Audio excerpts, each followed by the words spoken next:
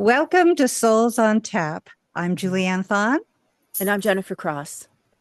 I'd like to welcome today's guest, Narobi Mkwalu, who is an energy surgeon and creates multidimensional healing tools to assist others in their journey towards self-healing. Welcome, Narobi. Thank you. So excited to be here. We're excited to have you. Very happy to have you. So before we get into the specifics of what multidimensional healing and energy surgery actually is, could you give us just a little bit of an idea of how did you get into such fascinating work? Ooh, life. I feel like I was thrusted into, growing up in the church, that was pretty much the entrance. And I know that's a lot of our stories, growing up in the church and just figuring out, that's not really my thing. It kind of gave us the open and the okay to explore some other things, especially if we had that still small voice, which I did. And being the rebellion that I was always asking questions, and that didn't sit well. And so fast forwarding on, life continued to happen. And there were, I call them angels, who were in my life and ushered me into a space. And one of those spaces was plant medicine. And in that I was powerfully given the downloads and activation codes to be a energy surgeon and to offer healing to people in that way. And left hand is fire, right hand is lightning. And so I'm able to offer healing services on people on the journey of those who are seeking healing in their life, or even just the edification of their soul. And in that as well, I learned that I spoke light language, which is a beautiful, beautiful language. Never heard it before, but in that was also activated for me. So I'm definitely excited to explore more of those modalities with you. That's great. And I would also like to tell all of our viewers out there to please stay tuned, because towards the end of this podcast, Narobi is going to be doing a light code activation for all of us, which comes at a great time based on the way our day is going so far. So can you start by describing what multidimensional healing actually is, and what sort of healing does that entail? Multidimensional healing for me is where I'm able to channel energy and visually see where someone might have a challenge in their body based off of things that they've experienced. As we know, energy can never be created or destroyed. So their emotional space, if they have not done the healing work for that, will in turn collect energies that can do really some damage to them physically and or spiritually. And so I'm able to actually be shown by closing my eye and actually seeing in my first eye, which I call first eye. Most call it the third eye. And I'm able to see what needs to be removed, what might be hindering the person or the journeyers, like what I would like to call, or the surrenderer, what might be blocking the energy in their body, or creating some sort of dis-ease in the body. So for me, it really happens differently for each person, because they're each going through their own journey. They've sat with this entity for however long, and it's actually created a space in them that is really unhealthy. So I give thanks that I've been able to channel that and offer that as a service to those on their journey. Can you describe for us what it's like during a session? Like, how do you go through it? What do you see? What do you feel? What do they see and feel? Really good question. So it kind of mirrors actually going into a medical space where you're actually going to have surgery. There is a difference in the setting, because there aren't a lot of lights, really in a dim space, because the journeyer, in my experience, it really is helpful if the journeyer is very set in their intention and is very calm, because that helps me to be able to tap in and help them where needed. So we'll have a consultation before we actually meet, whether it's via Zoom or on the phone or in person. And we'll talk about some of the things that are going on. I'll ask some questions that'll help me understand their emotional space. And that generally can guide me to certain places as well that they're having challenges with. And then from there, I'll explain this is what we're going to do as far as the surgery is concerned. Now, if they're with me, I would have already had a space set up for them that is protected, and I'll have them lay down, and you can see my buddies here. Stone Yeah. buddies are with me, yeah. And depending upon what the journeyer needs, I'll place that in and or around them, and then I'll let them know we're going to do a guided meditation so they can kind of calm down, which is anesthesia.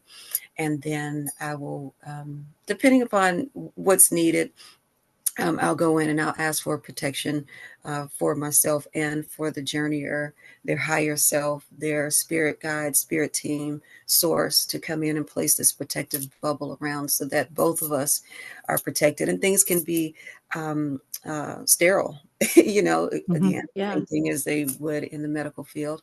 And then we would go through and I would be instructed as to what to do, where to go. Sometimes it might just be one particular area, or sometimes it might be multiple areas. And then after the session, I'll allow them to sit for a moment so it can integrate.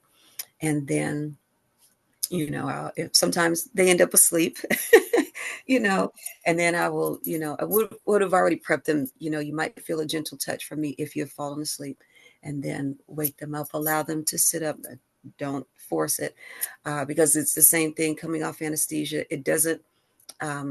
It's not as long of a process for it to come out of their body as it is regular anesthesia, but I do want them to allow them to come up as comfortably for them as possible. And then we kind of have an integration session for them to express what they might have felt, what they experienced. Do they feel any difference? Do they have any questions? Where we go from here, things of that nature. So, and everybody's different. So, you know, And so when you're doing this type of healing, I'm assuming that you are encompassing um, the physical and the emotional and the mental and the spiritual, right? absolutely. Yeah. Yeah. Um, I have to really be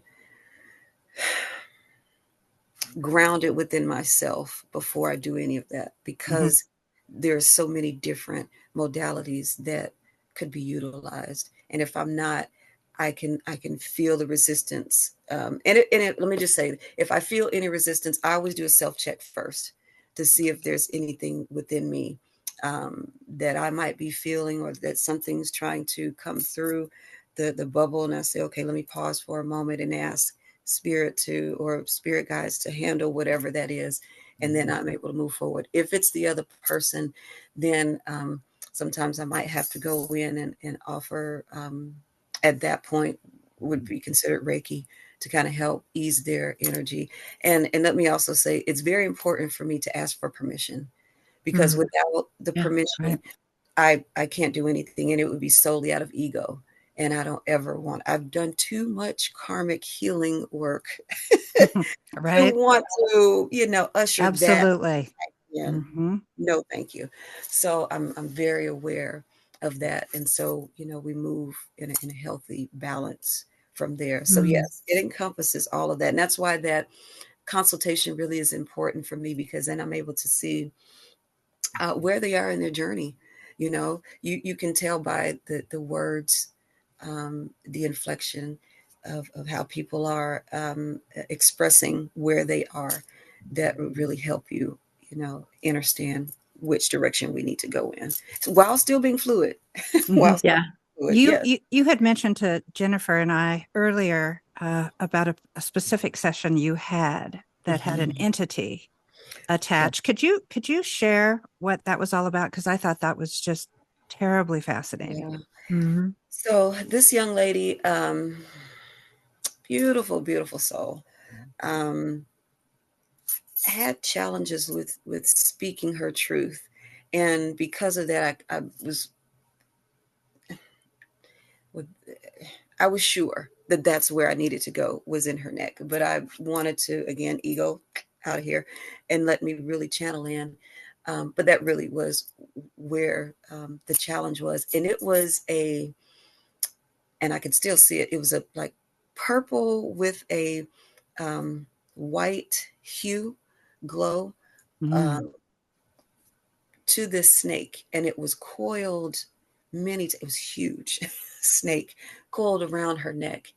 And every time she felt the urge to really stand and take up space and speak up for herself, it would tighten. And I could see that. And it was kind of a struggle when she was uh, under anesthesia, if you will. And you could tell that's kind of when it was trying to lull her into becoming one with her.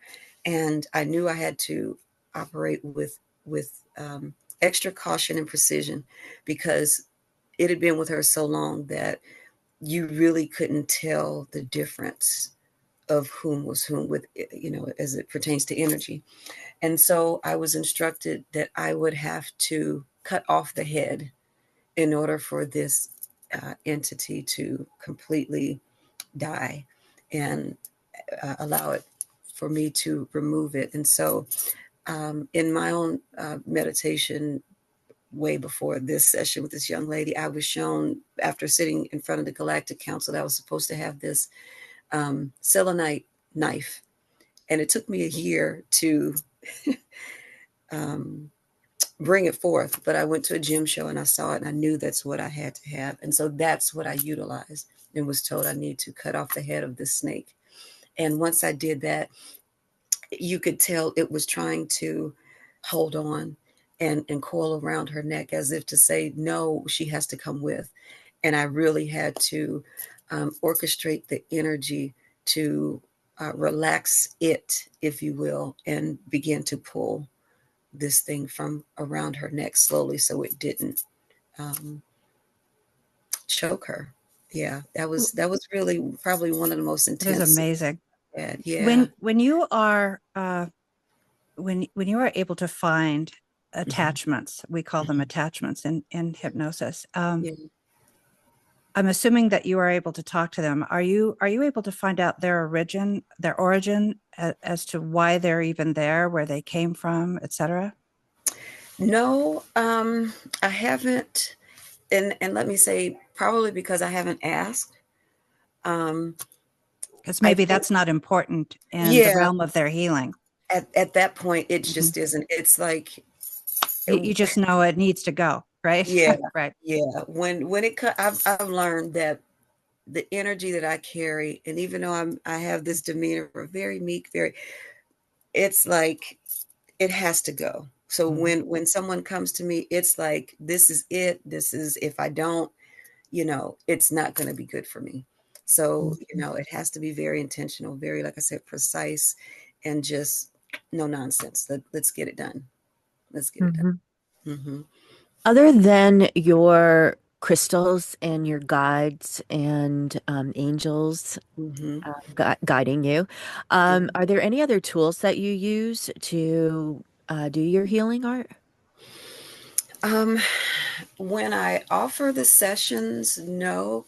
The only time that I've ever had to utilize a tool was the knife, um, given the entity that and or attachment that we were um, uh, dealing with.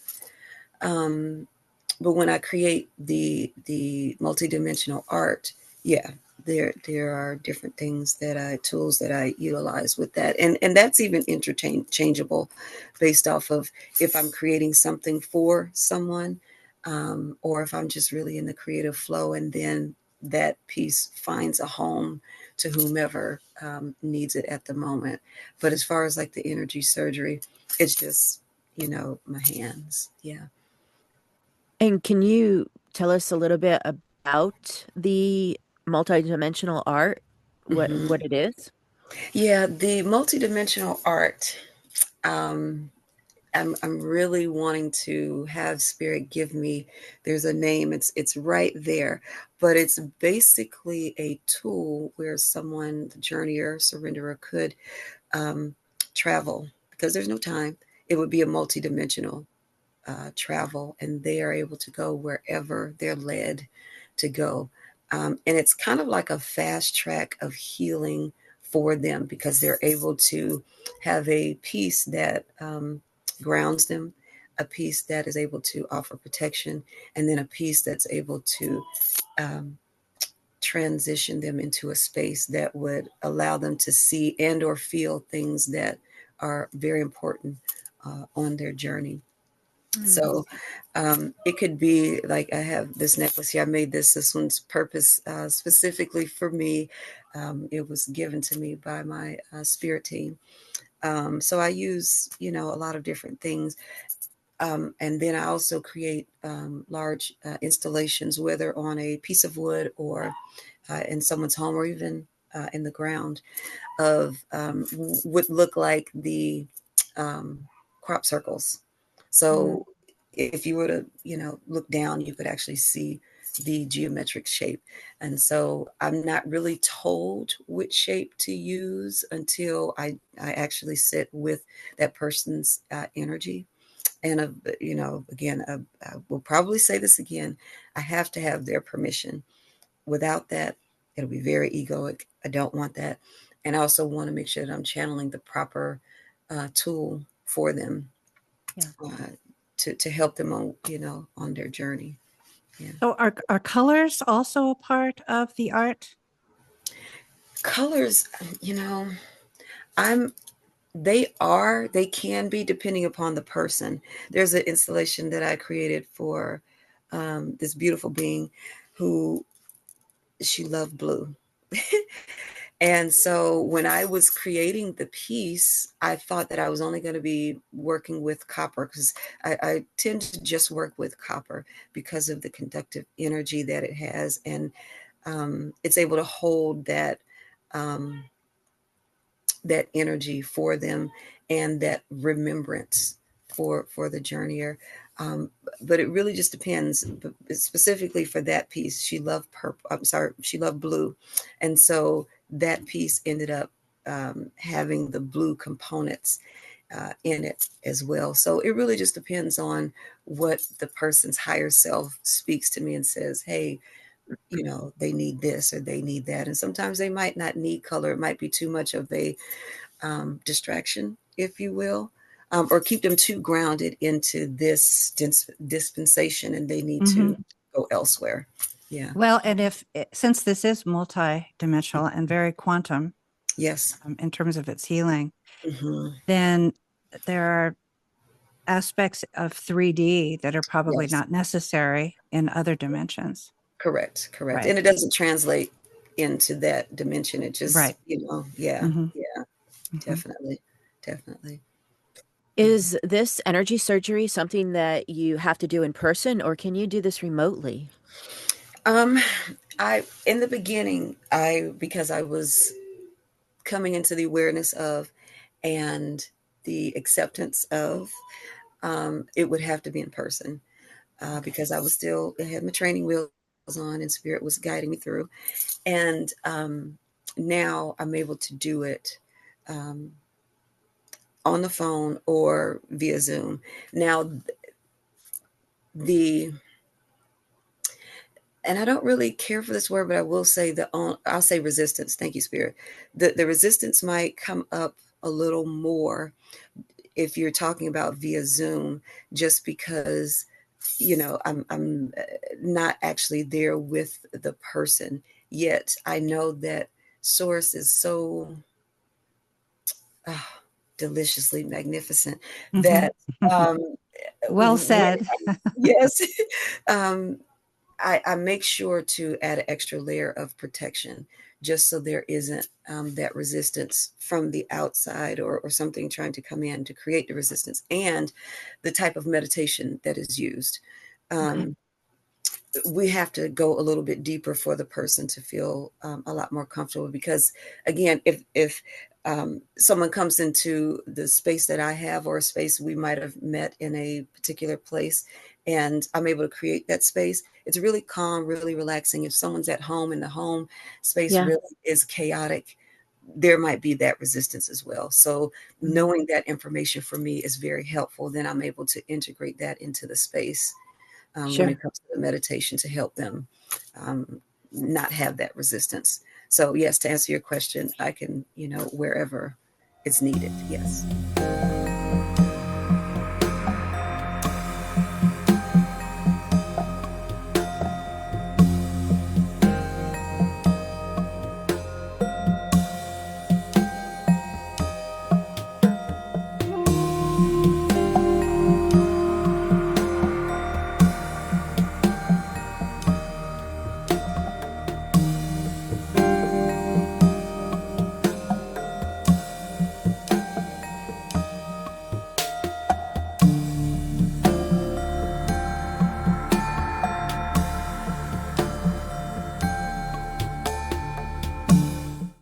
Okay. So as you travel throughout your journey of this Mm-hmm. multidimensional healing, Mm-hmm. have you noticed uh, any any kind of ailments Mm-hmm. or something that are more common uh, for two reasons. Number one, we know that we are going into a dimensional shift from 3D to Yes. 5D. Yes. In order to get to that point Mm-hmm. where we are ready to begin our ascension, sometimes a lot of things have to be adjusted, Yes. cleared. Yeah. So, have you noticed during this time, as we are, so many of us are on the journey to ascend? Have you noticed any particular ailments or attachments that are more common? Um, yes and no. In the specifics, no. The more broad um, norm or collective awareness that I've noticed is fear. Mm-hmm. And that just, we're operating out of it, we're thinking out of it, we're feeling out of it, we're making decisions out of it. And so it creates this um, energy signature. And that's probably the thing that I've noticed the most is the energy signature. And if you allow the journeyer to speak about their life, you can almost see a pattern and go, okay, now that makes sense. Now let's dig a little deeper to see where this pattern, you get down to the root, it's fear. And if Mm-hmm. you can really address that, and I don't really want to say dissipate it, because I don't know if you've seen the movie Soul, the cartoon. I love it. It was Yeah, it's great. wonderful, Oh my God. wonderful. And that's really all of us. Um, when you operate out of that fear, it is that, for those of you who have seen it, and spoiler alert, those of you who haven't, when she wasn't able to be her true and authentic self and she was operating solely out of fear, she became this quote unquote monster that terrorized everything around her. Mm-hmm. People Mm-hmm. were afraid of her. So if you think about it in your own life, where have you seen places and spaces where you created out of so much fear? And that's pretty much what I've noticed the most from everyone, operating out of fear. And we want to transmute that and alchemize that into operating out of love, which I've learned is the highest vibration. But then learning there's one more just above that is authenticity. Mm-hmm. That's Authenticity. Yeah. where you want to operate out of. Yeah. Yeah. That's so funny because that comes up again and again with all of our guests, and what Yeah. it doesn't matter what Ah, mode of healing we're doing. no, Yeah. Authenticity is really sort of a foundational thing that it we see a is. Absolutely. lot. Yeah. Hmm. Yeah. Without that, it's the dare I say power, and the clarity um, is not there. You yourself feel the resistance. and are wondering, well, why is this? Why am I having such a time creating this? Or why am I having such a time connecting with? Mhm. And that's why I say I always have to go back and check self and just scan and say, oh, okay, I'm feeling it here. I'm feeling it here. Well, why? And quickly, go down that rabbit hole, if you will, Mhm. Mhm. and figure out Yeah. where it is and bring it, alchemize it back up to its authenticity. Sometimes it takes a couple times, to bring it up, and you have to be patient with yourself and with others in that. But yes, definitely. And have the audacity to be in your authentic self is where I'm choosing to stand in that. Yeah. And So that many is, go ahead. Go I ahead. I was just going to say that so many people nowadays are realizing that there's not this transparency, there's not this authenticity in the traditional medicine field, in the allopathic field. Mm-hmm. And so they're all looking, not all, but mostly Yeah. looking for Yeah. alternative modes of healing to Mm-hmm. help them with. And then when the more they do that, the more they realize that this isn't just physical. Absolutely. This is all these other things, and as you said, going down a rabbit hole, right?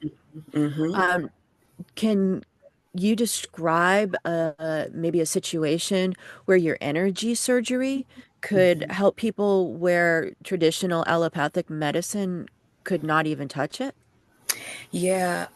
Because it is so layered, we don't just go in and do the surgery. We have to have the consultation and at least 3 sessions, and not necessarily where it encompasses the energy surgery. We have to, number one, um, the journeyer has to trust that I have their highest intention of being my authentic self and wanting to see them healed. They have to know that. Without that, there's nothing we could do together. Sure. And so, I'm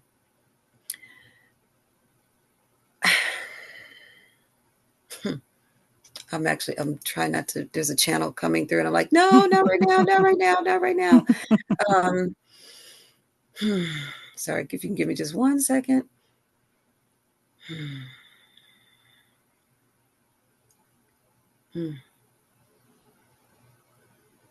Yes. So, and that happens a lot. Um, Operating out of these modalities and having the attunement to be able to shift and move is probably the greatest gift I've been given, because we have to address, love, heal all components of the being, because you're not just a soul. You do Mhm. have this body. And so if you don't deal with where this is coming from, why it's here, healing the past trauma, if you don't deal with the emotions that come along with it and or are aware of the emotions, then you yourself are going to rely on me, calling me all the time. Can you fix it? Can you fix it? Can you fix it? And my answer is no. Even if I wanted to, I cannot, because it's your journey. You yourself are going to have to see the patterns. Once we have this conversation, I'm showing you this is where the patterns are. Now, when you're actually in the space, it might take a couple tries or it might just come immediately. You're able to see the pattern yourself and you go, whoa, now I have a choice to make a decision as to which direction I want to go. And let me also add in that it's interesting that at that moment, when you choose and you operate out of that choice, then you do what's called you jump into another dimension, into another self. And I think that is just, oh, I love that too. And so as we go through these sessions, I am offering them tools, the journeyer tools that they themselves can take and utilize for themselves. Now they can always come back and get a tune up, if you will, or we can dive deeper if they kind of get stuck. I have no problem with that, but I don't ever it is not my desire for someone to rely on me. I'm actually here just to help them return back to them, and be comfortable and have the audacity to stand in their own authentic power.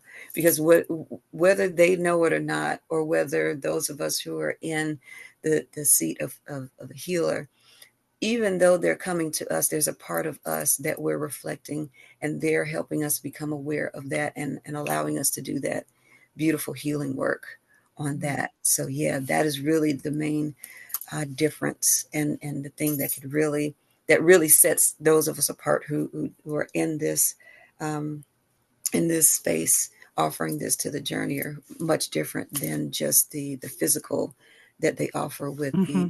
medicinal Yeah. side. Yeah. Well, and getting back to fear also, Hmm. fear can look a million different ways.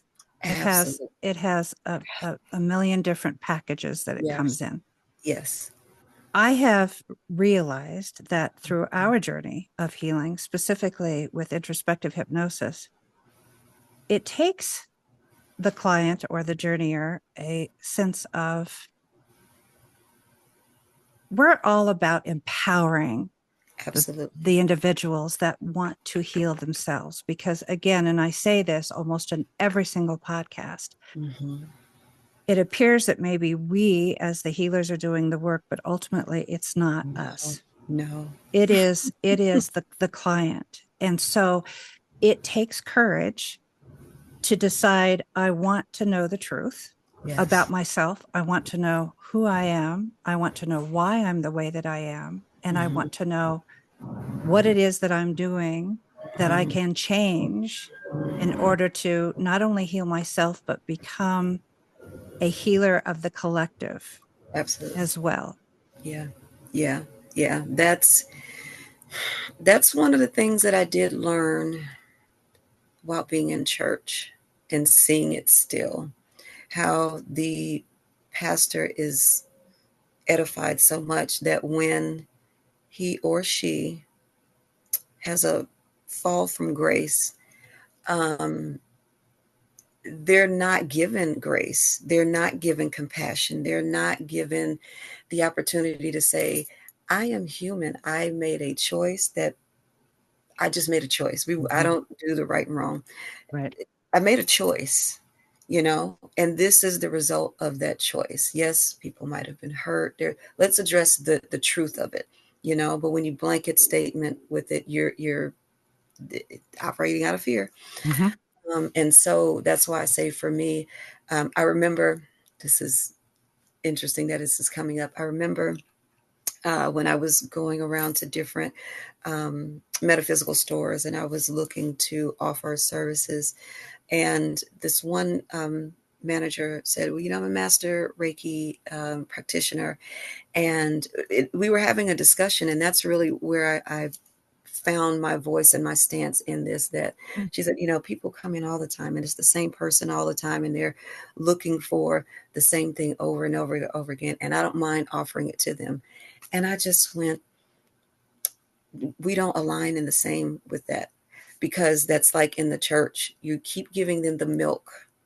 After a while, they don't grow the muscles, they don't grow in their brain and their own level of thinking to be their own guide, their Mhm. own healer, their all of those things. You handicap them, and Yeah. then it becomes the ego, and whether you realize it or not, it then feeds the ego, and then your ego comes up, and then that's a whole nother situation. And so for me, I don't want any parts of that. And so I make it very clear, I am here to help you on your journey, and then give you the tools, and you yourself, because like you said, Julianne, it's very important that they have to choose. That's where that permission, and I always ask, do I have your permission? And in that, I always express to them, this is you choosing, you know, Mhm. to go down this journey. I'm here to help and guide you through this, yet ultimately it is you. Yes. Yeah. Hmm. After you've helped them make these shifts and these changes, Hmm. um, it is important, I totally agree that they be able to empower themselves now. Hmm. What is your aftercare for them? What do you recommend that they do to maintain?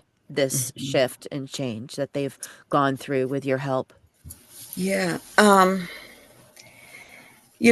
it's I'm learning I have to kind of spoon feed because it can't, well, I won't say spoon feed. I'll say wherever the journeyer is in their journey, spirit will always let me know how much to give by way of aftercare. Because some go, I'm ready to do this. Give me, and they are ready to handle whatever it is, and I can, do this and do this and do this, and this is what you're gonna, and they they're off to the races, and I might get a check in every now and again. Hey, I'm good. I'm great. Thank you. We're, if I need it, I know what, yes. Okay. And they're off. And then you do have some who, and it's not just those who are just awakening. There are some who are have been in it and might be having a dark night of the soul. And it's just really daunting for them. And so spirit will guide me to say, okay, this is what you're going to need. And it's more of a training wheels, soothing type of tools that are given. And then I'll say, once or twice a week, let's do a check-in. Let's see where you are. They might need an energy light code activation that they didn't receive because it wasn't necessary in the beginning, to help kind of level things out for them, or give them another antenna, if you will. So it really just depends on where they are after the session, because again, sometimes they might come in just really down, and I don't know, and then after the session they just feel really great and are able to go on. So it really just depends on what's needed. Yeah. Mm-hmm. Well, Excellent. this is just, I say this after, towards the end of all of our podcasts. I'm just always amazed. And the thing is Narobi, I can feel the love Mm-hmm. and the respect that you have for this type of healing. And I'm positive that that transcends Yeah. to the journey or to the client, Yeah. and Yeah. that's so important. That love, if it's not there, don't even bother. Right. Absolutely. Absolutely. I know how lonely it was for me on my journey in the beginning, and I am choosing to be that thing that I was seeking for others. Mm-hmm. Whether they need it or not, they know. It's kind of like the big mama. You could always go to big mama, just for whatever. You could cry, you could go for a Right. stern talking Mm-hmm. to, but Yeah. at the end, you feel great. And so that's what I always was seeking, like, oh, I just need that. And so that's one of the things I ask spirit, allow that energy to be felt and offered um, with the interaction with me, because I do care. This, you know, this is a lifestyle for me. This is what I live, breathe, do every day. Conversation is, I mean, we can joke about anything, but it always ends up coming back Mm-hmm. to Mm-hmm. this, Yeah. the If you don't, healing if you offer. don't deal with it, it just continues to rear its ugly little head. Oh, yes. And I always tell people, think about it this way. Imagine, close your eyes. If you imagine your favorite vehicle, someone has gifted you your favorite, or you've worked hard and you have your favorite vehicle. It's pristine, Mm-hmm. no miles on it. It's yours, everything. And then you give the keys to your 2-year-old self and say, don't wreck it. You Right. turn your back, and then, That's so you true. know, That's and you're right. like, why did you do that? You gave the Uh-huh. keys to your 2-year-old self. They're going, That's a so great analogy. yeah, if you just become aware of that, and that's where, Mm-hmm. identifying the emotions, which identify the patterns, and then you're able to really, you know, in a healthy way, digest. Because I used to tell my children, okay, we're going to have this conversation. I need you. And they're just wailing, oh, okay, I honor that. But I need you to take those emotions off just for a second. They're important. Let's set them over there. Let's deal with this. And if the emotions need to come back in, great. If they don't, then we're good. 9 times out of 10, the emotions were just to make you aware of what's going on, Mm-hmm. Yeah. in a Mm-hmm. starting point. And they'll go, ah. I'm good. It's okay. Great. We It's move like on. I like to say about emotions there, when you are involved and just overwhelmed with emotions, that it's a nice place to visit, but you don't want to live there. No, you don't. Yeah, yeah. Absolutely Well, not. I would love it now, if you could please do a light code Mhm. activation on all of us. Would you be willing to do that now? Absolutely. That's Absolutely. wonderful. That would be Yes. great. Looking forward. Yeah. The only thing I'm going to say is, before I start, I'm going to ask for permission. So I'm just going to take a moment and put that out there. So anyone who's listening, whether now or later, they allow permission for that transmission. So.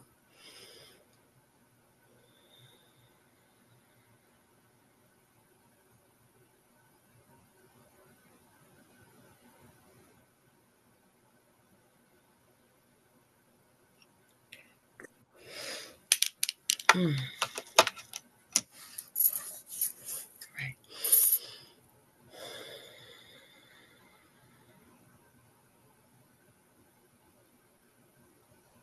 Hmm. O trina akinia alo solia akana. Ebulo linia alatia akana. O fufono siala aya fukono toyola aliakana.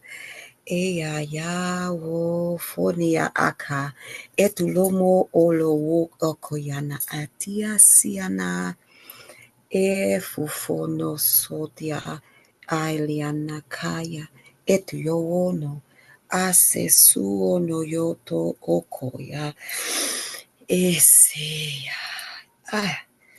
Ofia na akaya asesekia etiana ayawo iliana etiakana ofuno osianaka eseya eya awo aya ebuyo no okufoya atiana ela yawono ofoya Kofiate ekeanasi dia akaya.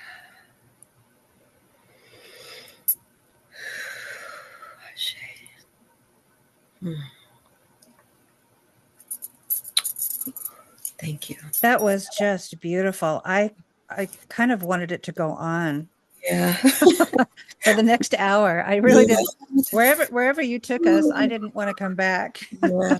Thank I you. really felt that in my third and fourth chakras. Yeah. Yeah. Wow, that was amazing. Thank you Thank so you. much for that. Absolutely. Thank Bless you. you for that. Mm-hmm. So I'd like to thank you again, Narobi, so much for being a guest on our show. And I'll put your contact information below in the description box so that people who want to get in touch with you and be a part of this amazing type of healing. Thank you. For those who are watching, please like and subscribe and put your comments below as to what modalities you would like to cover, like for us to cover on the show. Remember that we are here for you. Thank you for your work, Narobi. Oh, thank you. Thank you for having me. I really had a great time. Thank you so much for allowing me to be of service. So Our thank pleasure. you to all of you, and we'll see you next week on Souls on Tap. Thank you.